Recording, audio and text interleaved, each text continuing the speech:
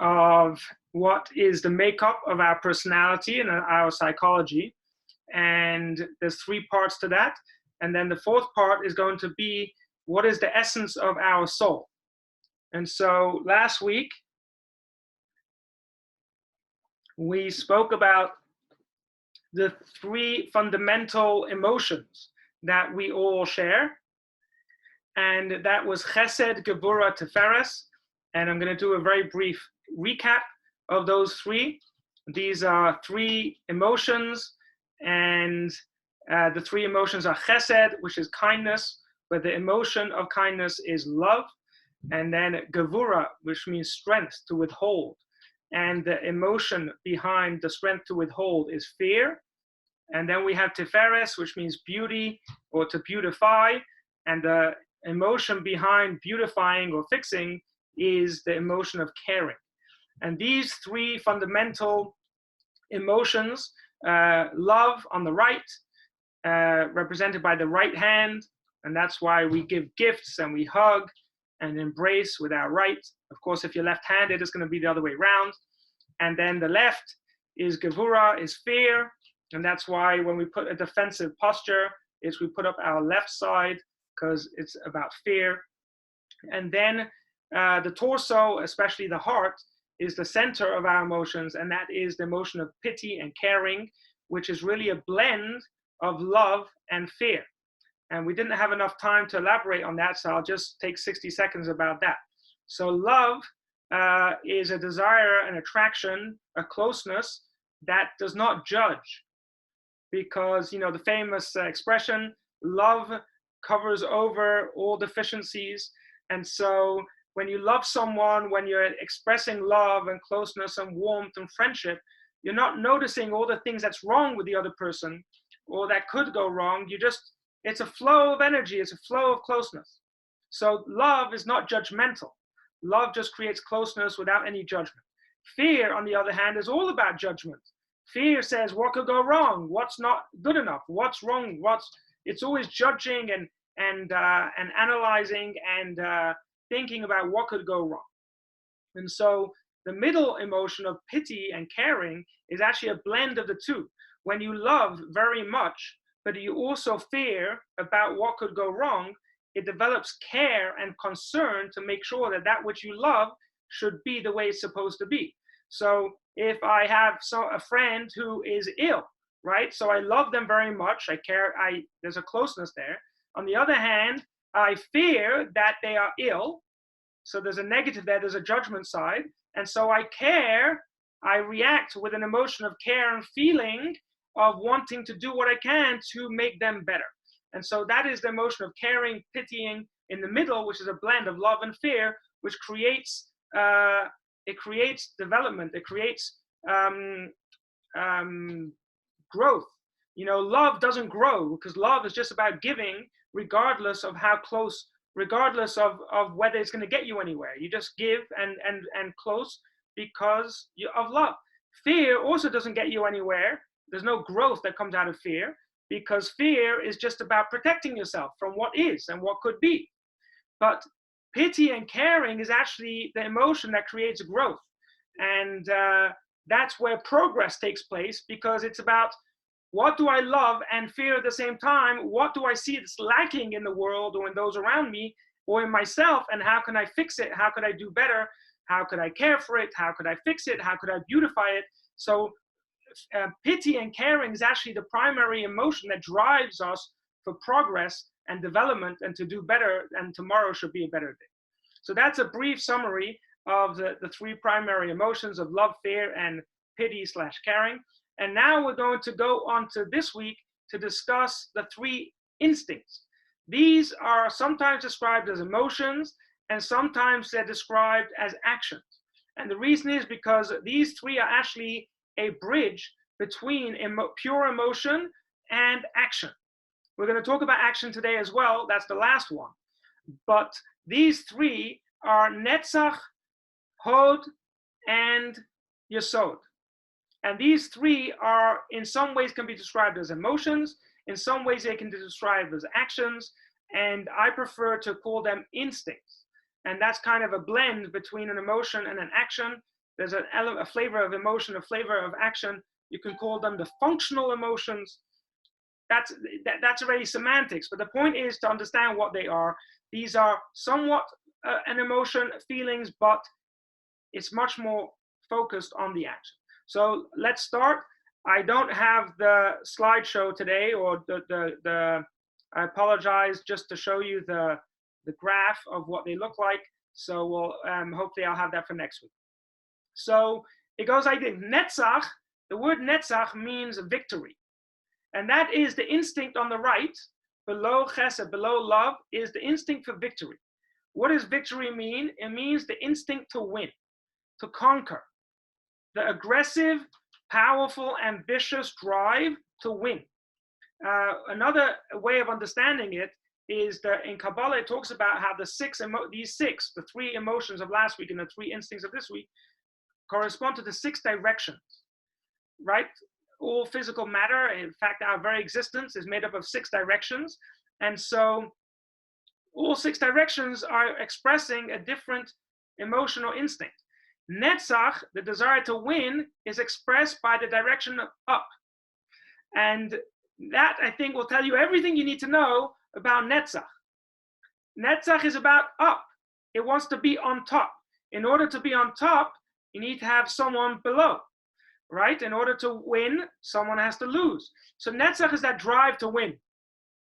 And it expresses itself in many different ways. In the army, right? The army is an expression of Netzach. A whole country has an element of the country that has to win, right? The army is there to go into battle. And what often happens is when you go into battle, you lose any sense of logic and rational understanding of the situation. It becomes an instinct. I just got to win. Why? Because we got to win. And you go, rah, we got to win, right? So that's all the drive of Netzach. When somebody is competitive, they have to win. You know, it reminds me of a story of a rabbi who moved into town, and he was very open about his teaching about Yiddishkeit and Judaism, and not everybody in the community appreciated his outgoing style. So one day, some of the local Jews who wanted a more low-profile approach to Judaism, they called him in and they said, look, you know, this is not the way we do things over here. We like things to be low-key. You can be Jewish in your home, but in the street, you have to be respectful. And they basically gave him a whole spiel about how you should tone it down. And so he said to them, listen, fellas, I want you to know something. I am a train going down the train track at 70 miles an hour. You can either move out of the way, you can jump on, or you're going to get run over. And that was his way of saying, this is how it's going to be. So some people are very strong in this attitude of, it's my way or the highway. I'm going to make it happen. It's going to be my way. And if anybody's going to challenge me, then I am going to crush them. And it sounds all negative and kind of a little harsh. But of course, like every one of the emotions and instincts, there's 2 sides to it, right? There's the positive way it comes out. There's a negative way it comes out. If, for example, a country gets attacked, right? Let's take a war like the Second World War, where the ethics and the morality of the war is very clear, right? We had an aggressor and you know, a terrible man. I don't even want to mention his name. Who tried to take over Europe, tried to take over the world, tried to murder the Jews, and so he was evil, right? So when other countries, to defend themselves, exercise their army and they go to fight, you know, when they had the attitude of it has to be a surrender without any negotiation, right? Unconditional surrender. That was the Western world activating their collective Netzach, their collective desire to win. But that was a very positive thing, because guess what? Thanks to these armies and with God's help, they were able to conquer this tyrant, and we're all here to tell the tale. So, of course, some wars can be controversial. Are they correct? Are they not correct? But I specifically chose an example of a war that was very obviously, everybody's going to agree that was an ethical war, no matter what you feel about war. And of course, the Torah is trying to guide us to a time of peace and harmony. There should be no war. But as long as we are not yet at the Messianic age, and unfortunately there are still some tyrants out there, then we need to activate our ability to fight and to win.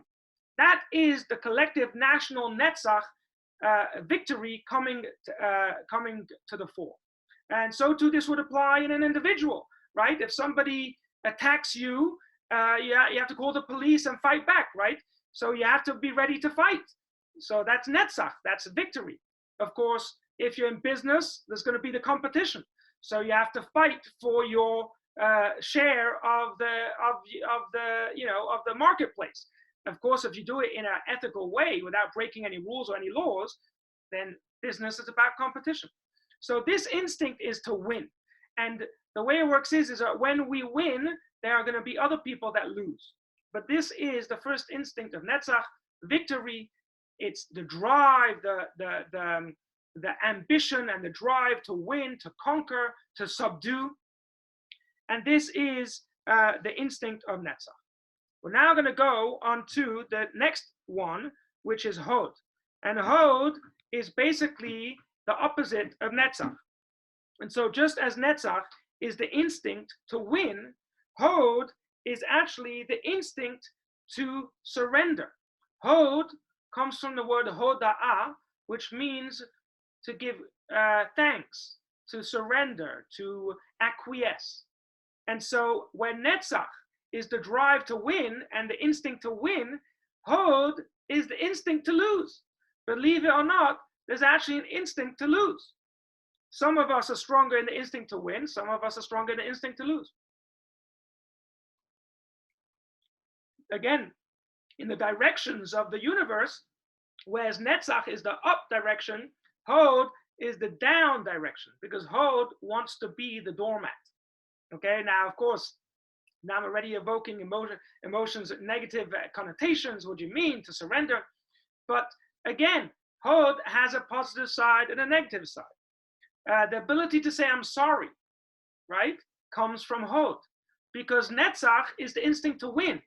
When you have the instinct to win, you don't have the capacity to apologize, because it's about me winning. It's not about right or wrong. It's just about me winning. In order to apologize, to admit that I'm wrong, there's the instinct of Hod, which is to surrender, to say I'm sorry, to say that it was my fault. Hod is also very helpful when it comes to getting along with other people, when it comes to relationships. Whereas Netzach is very helpful when it comes to combat, when it comes to business or situations where you need to really get aggressive and competitive and combat. Hod is very helpful. The instinct of surrender and acceptance and subjugation even is helpful in relationships, because guess what? Every healthy relationship has to have the give and the take. You have to have the times when you stand up for yourself, and you have to have the times when you say, you know what, I'm going to let it pass. Nobody's perfect, and we have to have the ability to let the situation pass, to say I'm sorry, even if I may not be at fault 100%, and say yes, dear, whatever it may be, because in a relationship, we need to have that human side of it where we're able to surrender.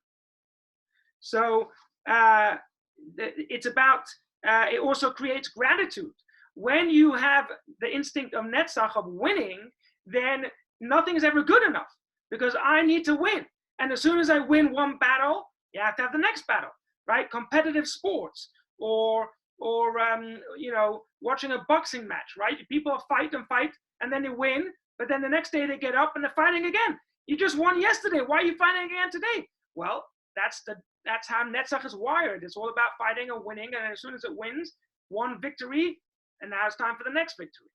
When it comes to Hod, Hod is the opposite. It wants to accept. And so because it wants to accept, the status quo of the humility of saying, I don't necessarily deserve that much. And so everything that I receive is a blessing, and therefore creates gratitude. So when you want to develop gratitude, one has to have an element of Hod, an element of acceptance, an element of saying, I'm not the top, I can be the second to the top. It creates being supportive. If I want to develop being supportive to my significant other or to somebody in my situation, therapy, a therapist or a psychologist who's there to support someone will have to be strong in Hod, because they have to be willing to put themselves out there for the other person. If you're in the hospitality industry, right? You walk into a hotel, you walk into a nice hotel, all the people are standing at your attention saying, how can I help you, right? It's not about what can you do for me, it's about what can I do for you. So in order to work in the hospitality environment, when the highest priority is how can I serve the customer service, that's all about this instinct of hod, of surrendering, of accepting, of supporting the other. There's a very powerful story told by the Baal Shem Tov. One time the Baal Shem Tov was a great mystic, the founder of Hasidism, and he used to pray every Saturday, Shabbat. He used to pray for hours and hours and hours. And the Hasidim, the followers, would gather around and they would sit and watch. One week, one of them looked at the other and they said, you know what? He's going on for hours. He's going to go on for hours longer. I'm going to go take a break. I'm going to leave. So one of them left, the next one left, and before you knew it, everybody left. When everybody left, 2 minutes later, the Baal Shem Tov folded up his talis and he finished the prayers and he left as well. So they came over to him and they said, what's going on? Every week, you normally pray till, 3 o'clock in the afternoon. And this time you finished at 1 o'clock. What happened? So he said, you guys who'd sit around me every week normally give me that support. But when you guys left, I fell off the ladder. He said, I'll tell you, it was like a story, a group of guys. He said, let me give you a parable. There was a group of guys walking in the forest and they see a beautiful, beautiful bird perched atop a tree. And they wanted to get a closer look. So they said, you know what? We're going to climb on each other's shoulders. So they send one and he climbs on his shoulder and he climbs on his shoulder and his shoulder and his shoulder until they get to the top and they ask the guy at the top, what does it look like up there? How is that beautiful bird? And just as he was about to tell them, the guys at the bottom said, I've had enough, and they walked away, and everyone came crashing down. So he said, I may be the one at the top who's seeing these mystical sights in heaven, but it's because I'm climbing and leaning on all of you. But as soon as you guys walked away, there was nothing left for me to do. And so every leader, actually, and leadership, there's an element of Netzach there, the instinct of overpowering, of winning, of victory. Every leader needs to have a sidekick, needs to have someone who's second in command and third in command who's there to support them. When a leader takes a stand and they said, I'm going this way, who's going to follow me? If the leader marches out the door and goes down the street and nobody follows, that's not a leader. They're just taking a walk, right? What's the difference between someone taking a walk and someone who's leading? Is a leader has to have a follower. But once the first person starts to follow, now we have a leader. We have the dynamic of leadership and fellowship. But if you don't have the person following, you don't have the person leading. And so hod, which is the ability to surrender, to support, to give in, to acquiesce, to say thank you, the gratitude, all of that humility that comes on the left side, the left instinct of hod, of surrender, actually allows for the right side, the instinct of victory, to function. And if the left side, if there will be nobody there to support and surrender, there will be nobody to have a victory. And so these two instincts are constantly, they're actually described as the two forces that can never fully separate from each other. Because the instinct to win has to come together with the instinct to surrender. The instinct of victory, to surrender, ambition, submission, these are two opposing forces. And if you have one without the other, you have neither. So that is what we have when we speak about hod. Now, these can have a balance and an imbalance. So we spoke about an underdeveloped, we spoke last week about how these emotions can be developed and overdeveloped and misaligned. So we'll briefly talk about that as well this week. So Netzach, victory, can be underdeveloped. Some people don't know how to stick up for themselves, right? They can be in a situation, someone's taking advantage of them, and they're not standing up for themselves. That is someone who has an underdeveloped Netzach. They have underdeveloped ability for ambition, victory, to speak up for themselves. It's important, some people in the car, a few people in the car driving, right? And one person is cold, but they don't speak up and say, shut the window. Or one person is hot, and he doesn't say, hey, turn on the air conditioning. Why? Because they want to be presentable, they want to be menschlich, they want to be, that is someone who needs to work on their Netzach, on their ability to speak up, to stand out, to speak up for themselves, because when it comes to our basic needs, we need to speak up for ourselves. If someone is hurting us, if somebody is in a situation taking advantage of us, we have to develop the ability to have Netzach, to have the ability to be confrontational. But there can be an imbalance. The imbalance is when we use our ambition to crush other people in an unhealthy way. You know, somebody has such drive to win. Bernie Madoff has such a drive to win that he used his drive to crush other people and abuse other people. And thousands of people's life savings were wiped out because he decided he wanted to make money and he didn't know how to. So there is an example of someone who has a misaligned ambition and drive, that he's taking advantage of other people instead of trying to win in a fair and honest way. And then you have some people who just are misaligned. They just love the fight for the sake of the fight. I remember when I was in yeshiva, I had a friend who just loved to fight, and he literally would go out of the building with his gloves, and he went looking to see who he could have a fight with. He just was so driven for a fight. He went looking for a fight. Obviously, that's not the way it's supposed to be. That would be, someone who thrives off boxing matches and the aggression of bullfighting or animal fighting. This is obviously examples of someone who has an unhealthy sense of aggression and ambition that is turned to aggression. And they're getting a thrill out of seeing people fighting with each other, seeing animals fighting each other. Now, competitive sports is an example where you see Netzach, right? Why is there such a thrill around competitive sports? Because they're fighting, they're trying to win, but they're doing it in a way that's not hurting each other. Most sports, that is. So that would be at least a neutral way to channel that drive. If somebody is really egging on for a fight, at least let it be a competitive sport where nobody's getting hurt, as opposed to a fight of people actually hurting and killing each other.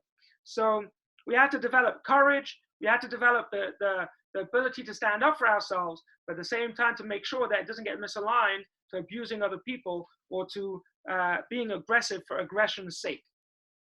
Now, when it comes to Hod, when it comes to surrender, the instinct to surrender, the instinct to be subdued, there's also, it can be an issue. Someone's overdeveloped, it's the opposite, right? Somebody is always saying yes, dear, and never stands up for themselves. They are never able to speak up for themselves.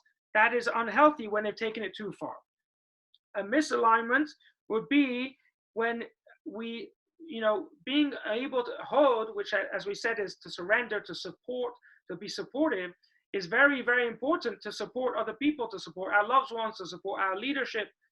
But it can also be used to support someone who needs a bit of tough love.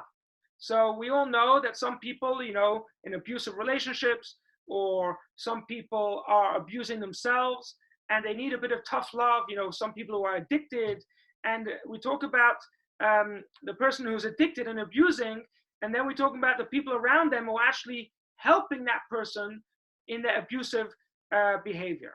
And so what's important is to be supportive of those around us and to be helpful, etc. But at the same time, to ask ourselves, am I supporting someone who is in a situation that, in this situation, they actually need some tough love to, I shouldn't be giving them money to go gambling in Las Vegas, or I shouldn't be, supplying them with alcohol if they're an alcoholic, or whatever it may be. I shouldn't be supportive of them in their abusive situation, because this person needs boundaries, this person needs a tough love to help them ship up, and to help them shape up. So these are just some examples. Obviously, you could all find in one's own life these two instincts that are competing with each other, and to find the balance. Some of us are stronger in one and need to work on the other. Some of us are stronger in the other, need to work in the first. And sometimes we have both, but they can be misaligned. So this is what we're talking about during this time between Passover and Shavuot, is a time to think about these two instincts and to think whether they are the way they're supposed to be in a healthy way. Now we're going to go on to the third one, which is a triangle. So we have Netzach on the right, which is represented by the left by the right leg, excuse me, you have hod, which is acceptance, and supportive is represented by the left leg. And then in the triangle, we have the third one in the middle, which is actually a blend of the two. And this is Yesod. Yesod means foundation. And in Kabbalah, it is referred to as a sexual organ. And basically, this is the drive or the instinct of excitement, passion, persuasion. And so let's talk a little bit about how this is a blend between Netzach and Hod. So Netzach is ambition, right? It's the drive to win. Hod is submission, it's the instinct to surrender. Yesod is passion, which actually creates a blend of the two. So, for example, Netzach, because it wants to win, there ends up being dead soldiers, right? When Netzach is trying to win, and he's aggressive, he wants to win, you end up with a bunch of dead soldiers. Who are the dead soldiers? All the people who got in the way, right? As I said the story, the rabbi says, you're either going to get out of the way or I'm going to run you over. So Netzach creates lots of dead soldiers. Hod does not kill anyone because Hod is accepting and surrendering. But there's also a dead soldier there, not the other people, himself. If I surrender, then in a way, I'm the dead soldier because I've given up what I need or what I want for you. But Yesod is a blend of the two. It's the force of wanting to win, that instinct and kind of that drive to win, but also blended with the instinct and a drive to surrender and accept. So what do you get when you bring the two together? You get a passionate intimacy, which is created where there's no dead soldiers. It's a win-win situation. So Netzach, where victory says, I'm going to win, you're going to lose. Hod says, you're going to win, I'm going to lose. Yesod says, we're both going to win because we're going to harmonize our agendas to become one. Of course, you know, the metaphor is there, and it's obvious if you just think about it for a moment, sexual intimacy is a moment of union where there is no me and you. It's not about my agenda. It's not about your agenda. It's about our agenda. We become unified together. And so Yesod represents the blend of the drive to win with the instinct to surrender. And when you put the two together, instead of there being me winning or you winning, it becomes a win-win situation where we both win together. And so this is the passion, the excitement, the instinct to persuasion is all included in Yesod. So Yesod is, I would describe it as a passionate persuasion. That is the essence of what Yesod is. So whereas Netzach is the drive to win, submission, and Hod is acceptance, Yesod is passionate, a passionate expression of influence and persuasion. And so therefore, as an outgrowth of that, communication is also in this area. Because when two people communicate, what is happening is there's an intermingling of their two ways of thinking, right? When I express my love to you, it's me expressing my love to you. It's a one-way, it's my feeling of love to you. If there's fear, it's my fear at distance. If it's about me caring, it's caring. But the interconnection and the intercommunication between two people would be expressed as Yesod, as passion and persuasion. And as we know that the secret to persuading someone is passion. If you are trying to persuade someone, very rarely will you be able to persuade someone through discussion and analysis, because most people are irrational. Most people do not get persuaded of a position that is right or wrong based on you showing them the data. We would like to believe that we're all very rational and we're all very data-driven and we make very rational decisions. But the truth is that most of the time we don't make rational decisions. Most of the times we are persuaded by other people's passion, excitement, charisma. And this is all in the Yesod, which is a unique blend of the ability to have a drive for my agenda, but at the same time, the ability to be aware of your agenda and to find a way to merge the two, to find a way that we can find a balance and a blend of what I want and what you want, so that we can both have something together in a way that's enjoyable and beneficial for all. And when somebody sees that someone is passionate and excited and not aggressive, but this passion and excitement, it's contagious. When you see someone's passionate and excited, think of the atmosphere that a rock star creates in a concert, right? That excitement and that energy is contagious, and everybody gets swept up in it, and they're going to do things even that they didn't even think of doing 10 minutes ago before they walked in. And people are jumping and doing all kinds of things because you get swept up in the excitement, and in the moment they are being swept up in that passionate persuasion that the rock star is creating with that music and that energy and that communication that is creating that passion that sweeps everybody up into it. So that is now this again, Yesod can also be abused. It can be used in a healthy way, right? If somebody uses their charisma and their excitement and their passion to persuade other people to do good things, then they're using it for good. But if somebody uses it to take advantage of other people and abuse other people, that is obviously not the right way to go about it. So some people are blessed with a special charisma and a special charm and a special passion about them, that they kind of, they create a following, right? You have great leaders, have this great business leaders, or it could be great musicians, like I mentioned, or rock stars.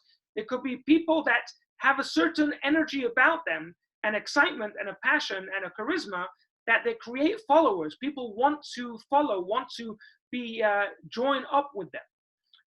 And so that is a unique gift that some people have, that they could abuse. They could use that to lead other people astray. They can use that to take advantage of other people, or they can use it to inspire people to be better, to do better, and to help each other.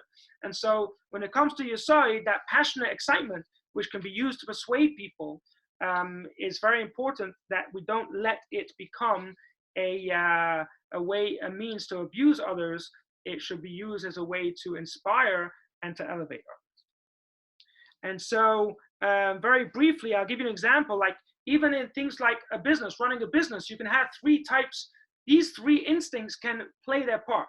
So for example, you can have the three ways of doing business, of selling, right? You can have the Netzach approach, the victory approach, is where you bully the customer into buying your product, right?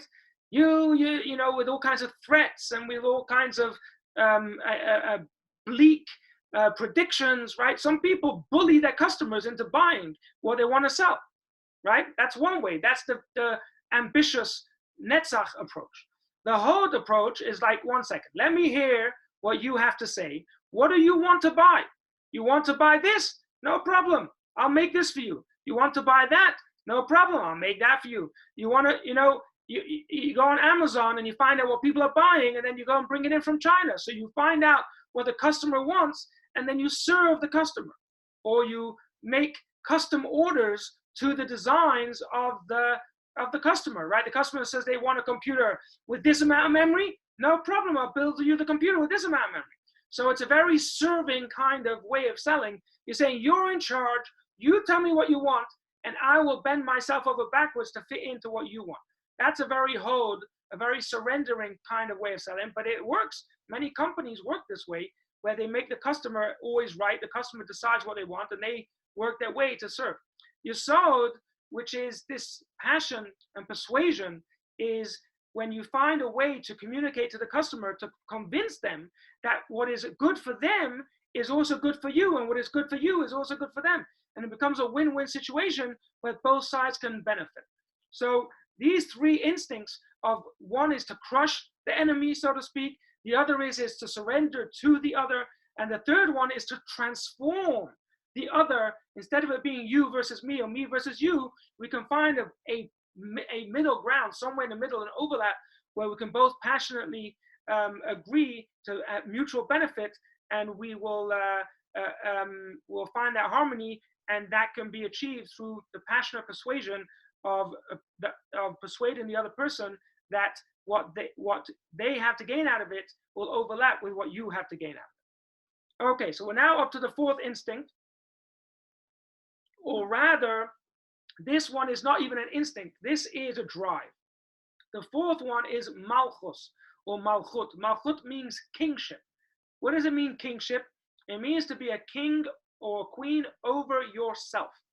What do I mean? What I mean is that all of these six that we spoke about, love and fear and pity, caring, and ambition and submission and persuasion, are all theoretical. Because there's one thing lacking: action. If I love you, but I don't tell you that I love you, and I don't give you any gifts, I don't show you that I love you, my love is meaningless. If I care for you, if I deep down, I have a real deep feeling of care, it bothers me so much that this person is ill or there's people hungry, but I don't actually do something about it, it's meaningless. If I have ambition, I want to win, but I don't actually march out and start attacking, meaningless. So all of these six, whether the three emotions or the three instincts, are all still in the realm of feeling. Even the instincts that are functional, we said they are a bridge between the feeling and the action, they're still in the realm of the theoretical. It's about what we feel and what we instinctively are attracted to. But there's one last point, and that is the action. We have to do something about it. Now, action is actually an empty vessel. Action is an empty vessel because every action that we do is being motivated by something else. If I give you a gift, it's an action, but it's an action that's being motivated by love. If I buy life insurance, it's an action, but it's an action that's motivated by fear.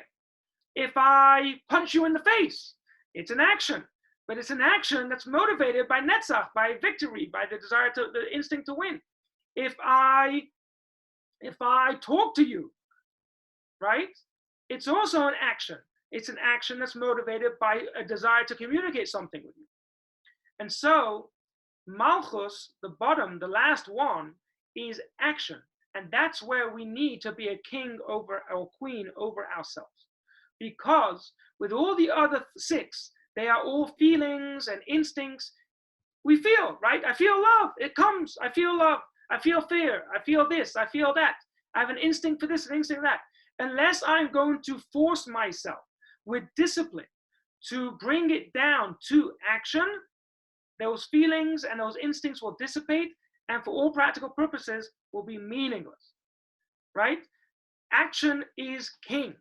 If you have a job in sales and you come at the end of the month and your manager says, so how many computers did you sell? And you say, well, I almost sold this one. I have a customer who's interested, but they didn't buy it yet. And I almost this one and this one, they didn't call me back. And this one, I tried so many. And the manager's going to say, that's wonderful. You tried this one. You tried that one. You had all the greatest intentions. How many computers did you sell this month? And if you sold, you got the result.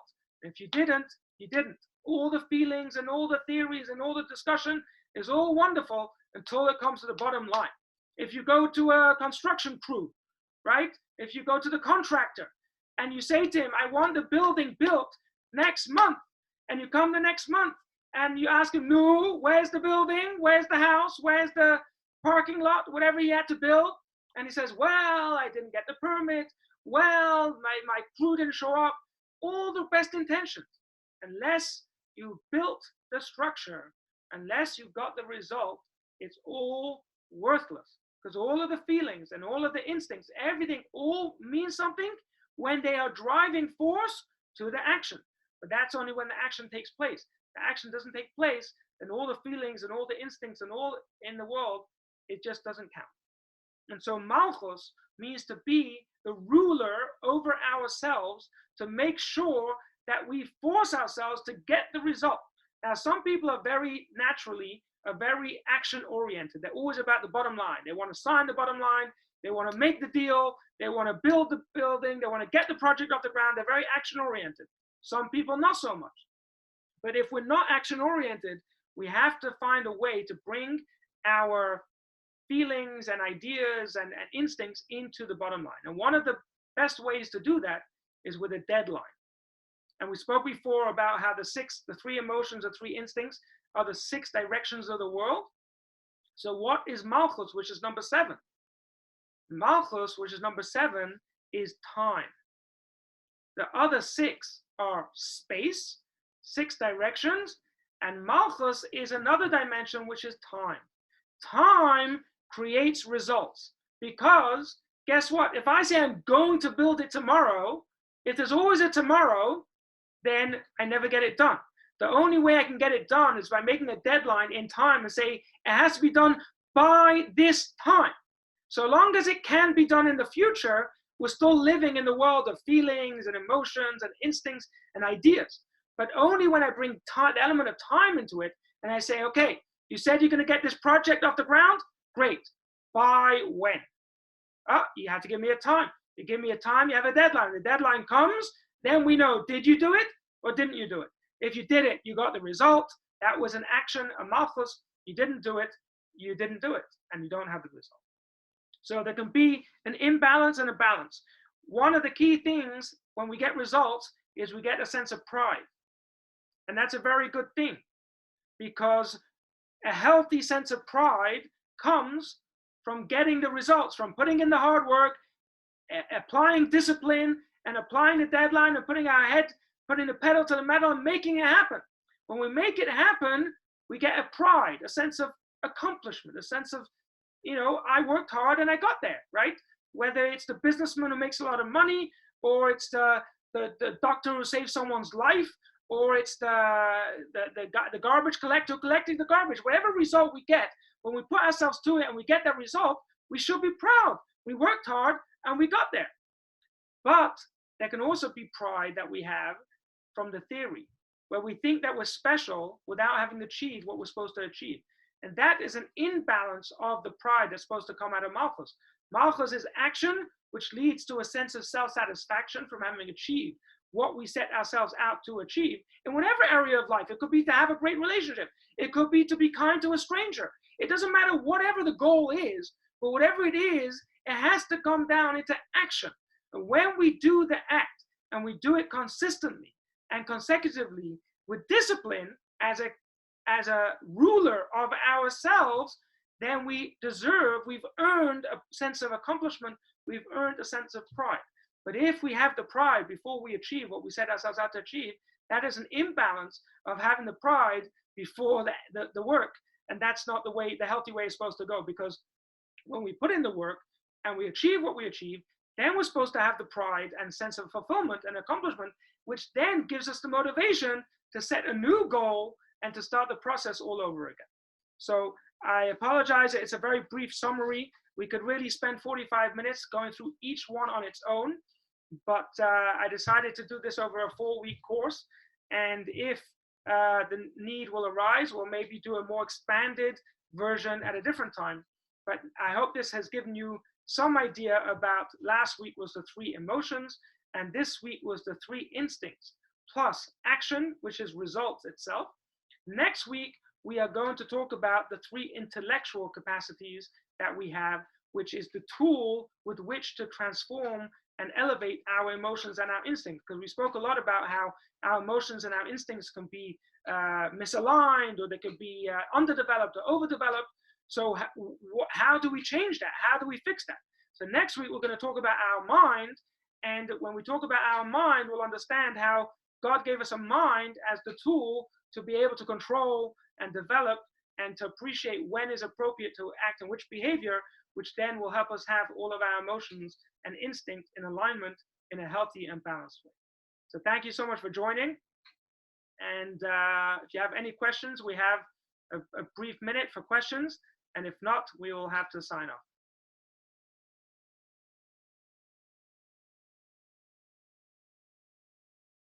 Do you have a question? Okay, no questions. So everything's understood. If you do have any questions that you think of afterwards, please feel free to email me or text me or message me, and I will answer to the best of my ability. Thank you so much, and have a great evening. We'll be here next week. Thank you. We'll be here next week at the same time to discuss the 3 intellectual capacities. Thank you.